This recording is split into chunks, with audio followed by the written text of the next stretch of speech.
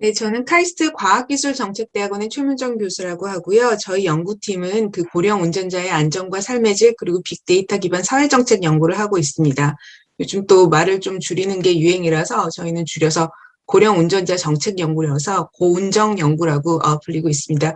그 운전 관련돼서 말씀을 조금 드리면 지금 이 그 노인팀이 이제 한 세 번 정도 만난 것 같은데 항상 만날 때마다 그 굉장히 오랫동안 잃어버렸던 친구를 만나는 것처럼 굉장히 공감도 많이 되고 이런 연구가 있으면 어떨까 싶은 연구들, 멋진 연구들 많이 하셔서 저희도 많이 배우고 있는데요.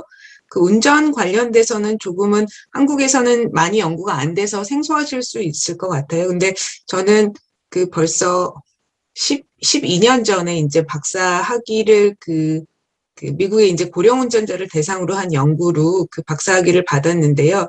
제가 운전에 뭐 처음부터 관심이 있었던 건 아니고 근본적으로 이제 관심이 있었던 게 인간의 고립에 관심이 있었거든요. 인간이 사회생활에서 점점 삶의 공간이 줄어들어서 결국에서는 자기만의 어떤 작은 집, 작은 방 안에서 고립되어 사는 것이 저는 인간이 겪고 있는 가장 큰 고통이라는 생각을 굉장히 많이 했어요. 그래서 그거에 대해 연구를 하다 보니까 그 서구 사회에서 특히나 그 운전을 기반으로 한 사회에서는 운전을 그만두게 되면 그게 바로 이제 삶의 공간이 축소되고 고립되는 그런 결과를 낳더라고요. 그래서 그런 연구를 좀 활발히 했었는데 한국에 7년 전에 들어왔는데 이제 들어와서 보니까 한국 사회에서도 고령 운전자 관련된 그 이슈가 굉장히 커지고 있더라고요. 그래서 짧게 말씀을 드리면 아시는 것처럼 이제 고령 사회가 되니까 당연히 운전자 중에서도 노인 분들이 많아지고 있는데요. 그 고령 운전자는 사실은 굉장히 현대의 새로운, 현대도 이제는 요즘 또 현대란 말도 안 써요.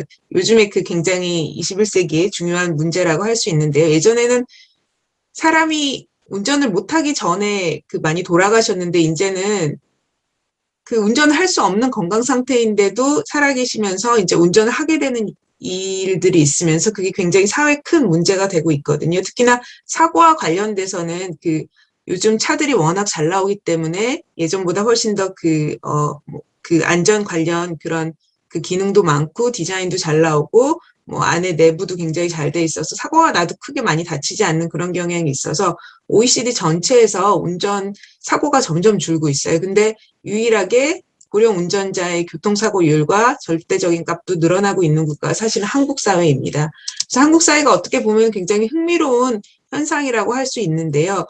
뭐 저도 운전과 관련되면 어떻게 보면 한국에서의 뭐 경부고속도로가 생기고 자기 차가 생기고 그런 문화가 있었던 그런 그 세대들이 지금 이제 나이가 든 그런 상황이라고 할 수 있겠습니다. 이것처럼 이제 그 운전이란 거는 사실은 단순히 공학적인 측면에서의 그런 기능적인 측면이 아니라 문화, 사회, 복합적인 그리고 운동생리학적인 측면까지 찾아봐야 되는 복합적인 주제라고 할 수 있는데요.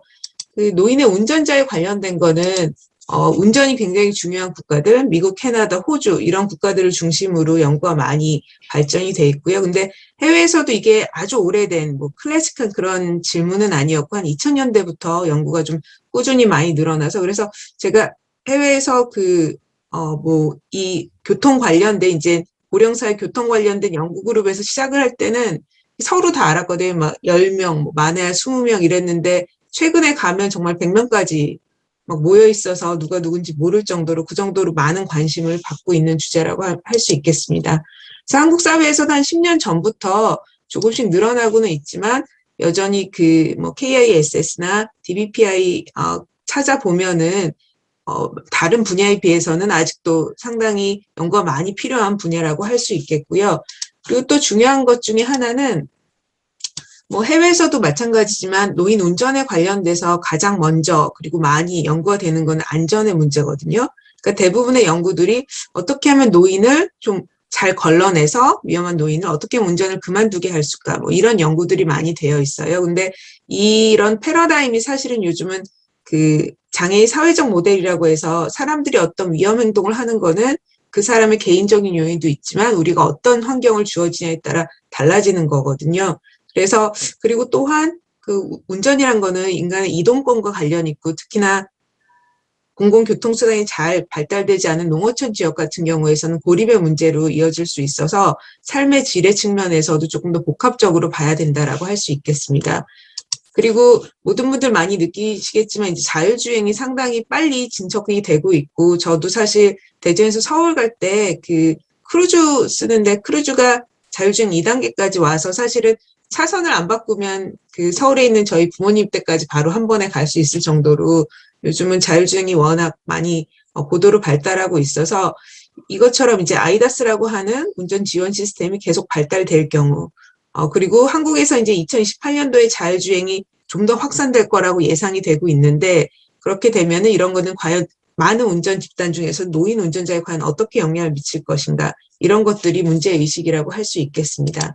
그래서 앞서 말씀드린 것처럼 노인 운전자, 교통 이런 것들이 공학에서만 할 수 있는 것도 아니고 그렇다고 사회과학에서만 할 수 있는 것도 아니라서 어떻게 보면은 불가피하게 다학제적인 성향을 띠는 주제라고 할 수 있겠고요. 그래서 저희는 그 연구팀이 여러 분야에서 많이 오셔서 카이스트에서 그 소수 정예지만 굉장히 유능하신 분들을 다 모셨습니다. 그래서 제가 전체 총괄로 노년학을 기반으로 하고 정책학, 노년학 정책학을 기반으로 하고 있기 때문에 제가 총괄을 맡고 있고, 운동생리학 하시는 김석희 교수님, 그리고 이제 데이터 마이닝 하셔서 빅데이터가 있으면 그 안에서 패턴을 찾는 연구를 하시는 이재일 교수님, 그리고 교통공학이라서 교통 시스템을 구축하고 그걸 분석하는 역할을 하시는 장기태 교수님, 그리고 과학기술 사회학을 하시는 전치현 교수님, 이렇게 5분이 5명이 같이 연구를 하고 있고요. 저희 연구팀에 또 박사과정생이 있는데, 사실은 이 세미나 자체도 융합연구센터에서 주최를 하고 있고, 우리 모두는 굉장히 많이 느끼고 있잖아요. 이제 더 이상 어느 학문, 심리학, 사회학, 사회복지 어느 학문에서 연구를 하냐가 중요한 게 아니라 주어진 문제를 누가 가장 잘 푸냐가 요즘은 중요한 이슈거든요. 누가 가장 좋은 답안을 내는가. 근데 사실 이미 교육을 마친 교수님들이 하기에는 한계가 있고, 학생들이 정말로 융합된 인재로 될 수가 있는 거라서, 특히 요즘은 이제 컨소시엄을 만들어서 큰 연구들을 많이 하기 때문에 저희가 학생들을 이번 기회에 서로 다른, 그러니까 문과 2명, 흔히 얘기하는 이공계 문과 이렇게 나눈다고 하면 공대 2명, 이렇게 해서 4명의 학생들이 이제 열심히 연구를 하고 있고요. 연구에 대한 지적 방안은 지난번 세미나에서도 말씀드렸듯이 저희가 이제 초반에는 사실은 1차 데이터를 좀 파일럿을 수집하려고 했는데 코로나로 인해서 지금 저희가 이제 2차년도 됐거든요. 그래서 1차년도에는 좀 2차 데이터를 많이 썼어요. 그래서 기존에 있던 사고 데이터셋을 가지고서는 빅데이터 분석을 하고, 그리고 운전자의 신체 능력이라던가 운전 능력과의 상관관계에 관련된 이제 선행 연구들을 조사하고, 그래서 저희 그 연구팀과 MOU를 맺고서는 같이 협력하고 있는 게 그 한국 사회복지 노인복지 그 센터거든요. 그래서 저희가 한 연구들을 그 전국에 있는 노인복지센터와 좀 연결을 해서 실행할 수 있는 그런 방안을 좀 모색하고 있고요. 그래서 여러 세미나가 있었는데, 사실 2차년도에 저희 계획은 여기 3번째 사진에서 보시는 것처럼 한국 도로교통에서 구축한 굉장히 좋은 시뮬레이터가 있거든요. 저 돔에 들어가면은 실제로 운전하는 것처럼 이제 정말로 움직여요, 전체가. 그래서 저희가 사실 실제로도 가보고 그 시뮬레이터를 이용해서 운전자의 능력을 좀 테스트해볼까라는 모색을 했는데, 우선은 규모 면에서 이게 상당히 고가거든요. 근데 앞서서 다른 팀들도 데이터 수집과 관련돼서 말씀하셨지만, 사실 연구자로서의 욕심은 굉장히 섬세하고 아주 촘촘한 그런 데이터가 있어야지 저희는 또 연구가 가능한데, 그 연구가 갖고 있는 한계는 일반화가 어렵잖아요. 근데 일반화가 되고 실제로 사회적 영향력이 있으려면 좀 덜 촘촘하지만 굉장히 넓게 퍼질 수 있는 그런 데이터를 수집을 해야 돼요. 사실은 저희가 좀 그 딜레마에 빠져서 어떻게 보면은 후자 쪽으로 조금은 촘촘하지 않더라도 조금은 더 충분한 샘플 사이즈가 확보할 수 있는 그런 시뮬레이터로 가자라는 결론에 좀 이르러서 사실은 다음 주에 그 최종 결정을 하는 중요한 회의를 준비하고 있고요. 그래서 2차년도에는 1차년도에 준비한 이제 총설 논문, 이 전체적인 연구가 어디에서 왔고 어디로 가고 있고 앞으로 어떻게 해야 될 것인가, 그거에 대한 논문을 좀 마무리하고 있고요. 그리고 빅데이터를 분석해서 똑같은 정책이 어떤 개입이 들어가더라도 조금 더 위험도가 높은 지역, 어느 지역이 가장 시급한 것인가, 그 연구를 이제 빅데이터를 활용해서 저희가 추적을 했고요.